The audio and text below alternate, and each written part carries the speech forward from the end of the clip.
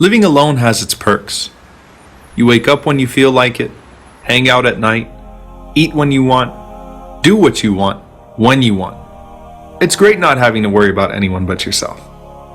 But I feel like I want to give back to my community now. So I decided to volunteer at the Masjid Weekend School and teach some kids how to read Arabic and Quran.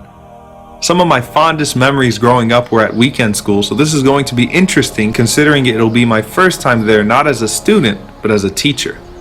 I hope the kids don't do to me what I used to do to my teachers. Hopefully not, considering I'm friends with their dads. Though it was a little rough in the beginning, I didn't feel that I did too bad of a job. Eventually we got into a rhythm and the kids even seemed to be enjoying themselves. But then towards the end of class, I received a call from a good friend of mine. I could tell the kids were getting bored, but I didn't really care too much since their parents were supposed to pick them up in 10 minutes anyway. So I told the kids to just take a break and relax until I finished my call.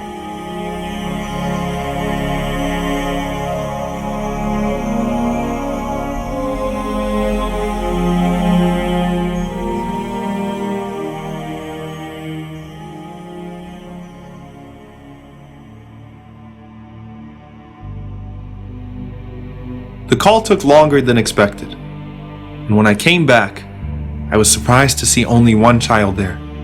When I asked him about the other boy, Samir, he said he was bored and decided to leave the mosque alone. Oh no. Oh my God. Though I'll never forget how I felt, the moment was a blur. I didn't know where Samir went or what to do or how to find him.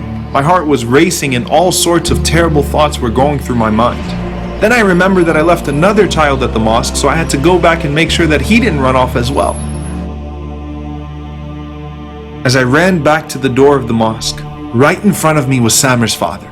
And he could obviously see I was distressed, so when he asked me what happened, I told him that Samir left while I was on the phone and I wasn't paying attention and I couldn't find him. And at that moment, I'd wished I never even existed.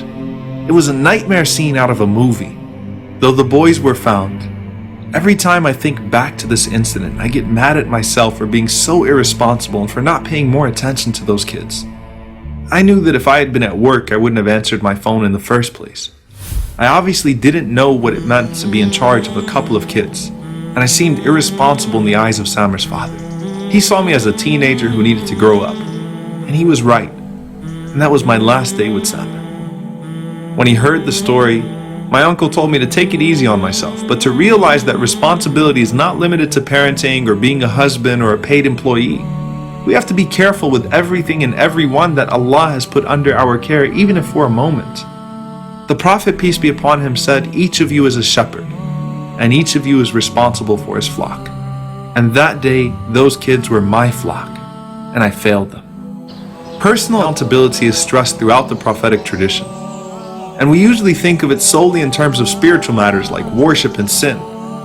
But our social obligations are just as important as our individual ones. That's why you find that Umar ibn al-Khattab, as the leader of the greatest nation on earth, would cry, wondering if a donkey under his rule, but in a faraway land, would testify against him on the Day of Judgment for not fulfilling his rights towards it. The Prophet, peace be upon him, stressed the importance of avoiding heedlessness, whether you were walking on the road and came across something harmful, or hosting a guest, or walking past a neighbor, to pay attention to the rights of people around you, and in fact your entire environment. And when people give you a task or trust you with something, don't disappoint them. Anas radiallahu anhu says that one time the Prophet, peace be upon him, sent me on an errand and I got caught up with the other kids and started playing with them. So the Prophet, peace be upon him, came to me and gently admonished me, lovingly saying, "Unais," which was my nickname, "have you delivered what I asked you to?" Rasulullah, what would you have said to me that day when I almost lost that child? You taught us to be better than that, and to treat every child as our own, every place on earth as our home, and every stranger like family. Sallallahu alayka ya Rasulullah.